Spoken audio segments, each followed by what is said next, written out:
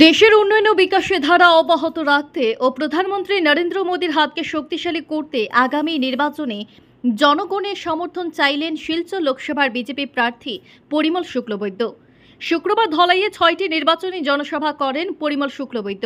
ধলাই নরসিংপুর মণ্ডল সভাপতি বিধানচন্দ্র পালের পৌরোহিত্যে সভায় বক্তব্য রাখতে গিয়ে সংরক্ষিত শিলচর লোকসভা কেন্দ্রে বিজেপি মনোনীত প্রার্থী পরিমল শুক্লবৈদ্য বলেন, ধলাই বিধানসভা আমার বাড়ি, আর বাড়িতে ভোট চাওয়া হয় না, সকলের আশীর্বাদ নিতে এসেছি, এমনটাই মন্তব্য করেন তিনি আরও বলেন, দীর্ঘ প্রায় 40 বছর রাজনৈতিক জীবনে ধলাইবাসীর আশীর্বাদে আমি 5 বার বিধায়ক নির্বাচিত হয়েছি, 2 বার ক্যাবিনেট মন্ত্রীর দায়িত্ব পালন করছি।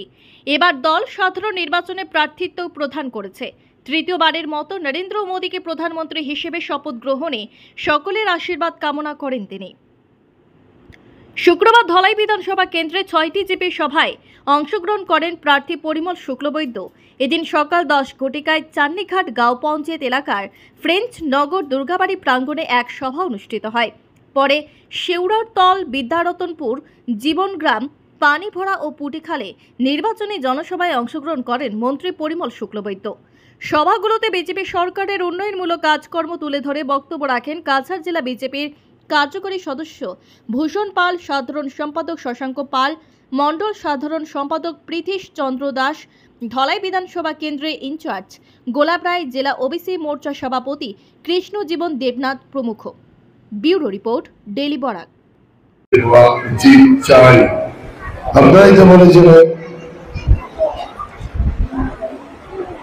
রাম মন্দিরের প্রতিষ্ঠা চাই,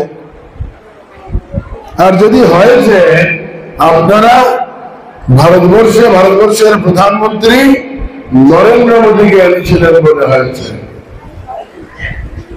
আর হয়েছে এত ভব্যভাবে, এত সভ্যভাবে যে ভারতবর্ষের কোন জাতি, ধর্ম, সম্প্রদায় কেউ বাধা দেয়নি, বরঞ্চ এই রাম মন্দির নির্মাণে সব ধর্ম, জাতি, সম্প্রদায়ের মানুষ সহযোগিতা করেছে।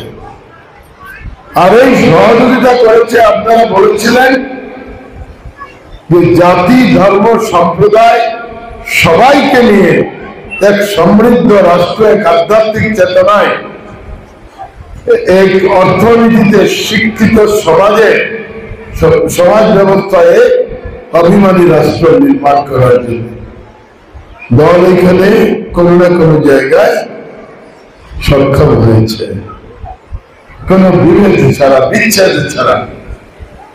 কংগ্রেস বিভেদের রাজনীতি করেছে, বিচ্ছেদের রাজনীতি করেছে, দেশ ও মাতৃকাকে খণ্ডন করে হিন্দু মুসলমানকে খণ্ডিত করেছে। ভারতবর্ষের ইতিহাসে হিন্দু মুসলমানের কোন এরকম প্রভেদ ছিল না। ইংরেজের আমলে, মুঘলের আমলে, সব খুন পাঠানোর আমলে হয়তো হয়েছে, তারা আমাদের দেশকে আগ্রাসন করেছিল, কিন্তু আমরা স্বপ্ন দেখেছিলাম দেশ স্বাধীন হবে, আর স্বাধীন হওয়ার পরে আমরা আমাদের ভারত মাকে মনের মতো সাজাবো। আমরা না পারলাম আধ্যাত্মিক চেতনায় সমৃদ্ধ করতে, কারণ বিজেপি আসেনি। আমরা না পারলাম অর্থনৈতিক ব্যবস্থায় ভারতবর্ষকে স্বাভিমানী করতে, এক সমৃদ্ধ ভারতবর্ষ তৈরি করতে, কারণ বিজেপি ছিল না। তার আগে আমরা দেখেছি ভারতবর্ষের প্রধানমন্ত্রী চন্দ্রশেখর জি সোনা বন্ধক দিয়ে দেশ পরিচালনা করেছেন। আর দেশ পরিচালনা করেছেন কোন দেশটা? ভাঙা রাস্তা, ভেঞ্চার স্কুল, আর দুর্ভাগ্যে পীড়িত মানুষগুলোর জন্য এই দেশ ঋণ নিতে হয়েছে সোনা বন্ধক দিয়ে। এই দেশের স্বাভিমান ছিল বিদেশের কাছে, বলতো তারা কোন জায়গায় স্বাভিমান ছিল, মনে করে দেখুন যে আমরা ভিখারির দেশ, লিখে রাখতো ইংরেজিতে। যে বলছে আপনাদের রেশন কার্ড আছে নাকি? যদি রেশন কার্ড থাকে তাহলে আপনারা অরুণোদয় আওতায় বৃত্তে থাকতে পারবে। বন্ধুগণ, শুধু অরুণোদয় নয়, 40টা করে আরো ফর্ম দেওয়া হয়েছে। যারা এবার ম্যাট্রিক দেবে, যারা হায়ার সেকেন্ডারি দিয়েছে তাদেরকে একটা স্কলারশিপ পাওয়ার জন্য ব্যবস্থা করে দিয়েছে। বন্ধুগণ আরেকটা ফর্ম দিয়েছে যে এই বুথে একটা রাস্তা দেওয়া হবে, সবাই মিলে সেই রাস্তার নাম আমরা লিপিবদ্ধ করে দেব। বন্ধুগণ কেউ বাকি থাকবে না, সবাই বেনিফিট পাবে। আমরা সবাই মিলে ভারতীয় জনতা পার্টিকে আশীর্বাদ করব যে দীর্ঘদিন যাতে নরেন্দ্র মোদী সরকার আমাদের দেশে থাকতে পারে, সেটার জন্য সবাইকে বলবো যাতে সবাই মিলে আশীর্বাদ করেন। আমাদের মন্ত্রী মহোদয় কিছুক্ষণের মধ্যে এখানে উপস্থিত হবেন।